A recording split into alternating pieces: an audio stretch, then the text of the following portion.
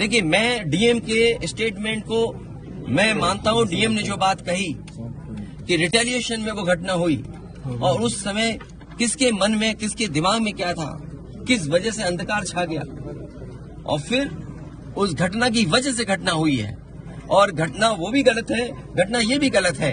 अगर ये सवाल आप पूछते हैं मासूमों के लिए, मासूमों की कभी जान नहीं जाती अगर प्रेम यादव की जान न गई होती तो।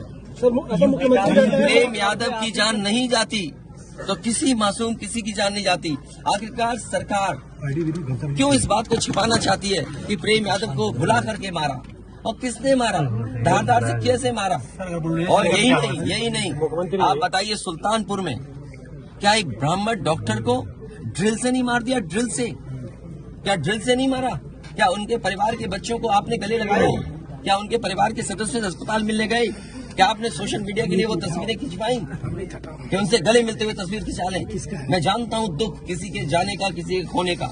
आज हम जरूर इस परिवार के साथ हैं या और लोग हैं, लेकिन जब वो अकेले बैठेंगे कभी याद आएगी उनके परिवार के सदस्य की तो उन पर क्या गुजरेगी, सोचिए आप। क्या बेटियां उसकी छोटी क्या बुलडोजर चलेगा? ये जनता रोक देगी बुलडोजर को। और सवाल ये नहीं है, सवाल ये नहीं है, सवाल ये नहीं है।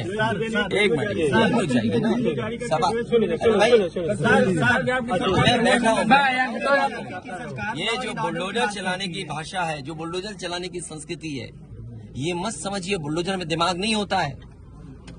अगर बुलडोजर न्याय देने लगा तो अगली सरकार भी यही करेगी। इसलिए मैं सोचता हूं कि अगर आप योगी हैं, योगी की परिभाषा यही है, दूसरे का दुख अपना दुख समझे। आप अपना गिराते हैं तो मुआवजा लेते हैं।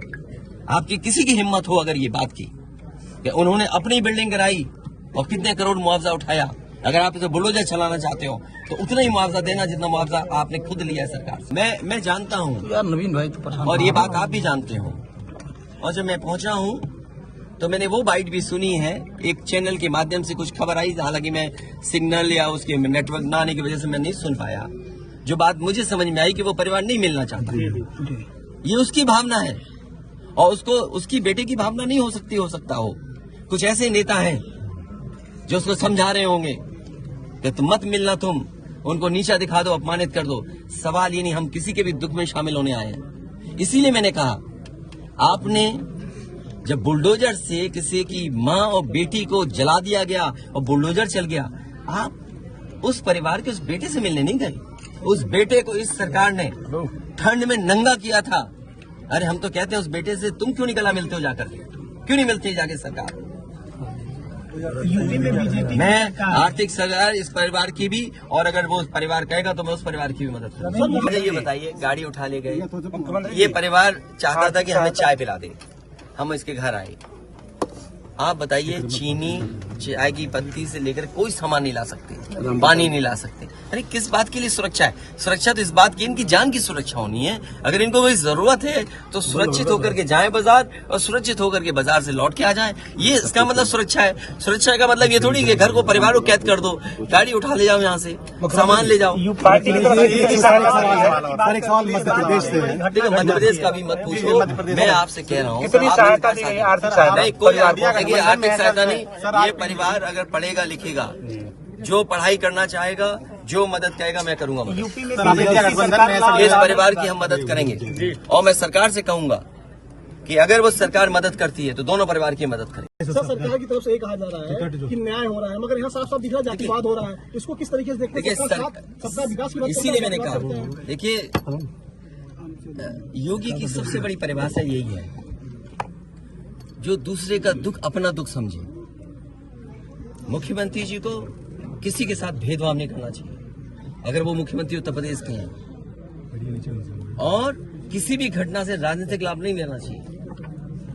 अगर इस सरकार ने न्याय दिया होता, न्याय पहले दिन से देना शुरू किया होता, तो शायद हम लोगों पे भी दबाव नहीं बनता कि हम आते हो घर परिवार के लोगों से मिलते आकर। सर, कांग्रेस के लोग कह रहे हैं कि आप बीजेपी को फायदा पहुंचाना चाहते हैं मध्य प्रदेश। देखिए, सुनिए, ये बात भी कांग्रेस के मुंह से अच्छी नहीं लगती। सर, यूपी में बदला लेंगे उसका? नहीं, बदला की बात बंद करो।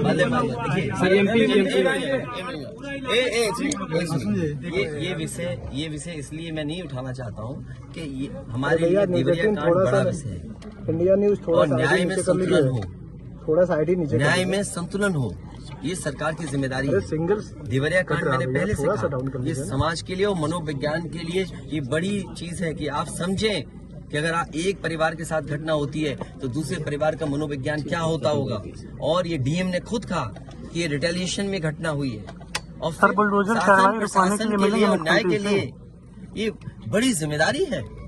भाई शासन प्रशासन और न्यायालय के लिए क्या मामूली बात है। आज तक पता नहीं है कि घटना कैसे हुई। पहली, प्रेम यादव को किसने बुलाया, प्रेम यादव वहाँ कैसे पहुंच गए मोटरसाइकिल से, उन्होंने कभी जमीन ली, उनका भाई बेच रहा है। अब परिवार की बातें क्या मैं बोलूंगा जो मैं जानता हूँ या आप जो जानते हैं कि भाई परिवार जो था अगर जमीन बेच रहा है, एक भाई ने बेच दी जमीन, इन बातों को मैं कहूँ कि वो परिवार अपने भाइयों के साथ कैसा व्यवहार करता था, ये बातें मैं कहूँगा क्या?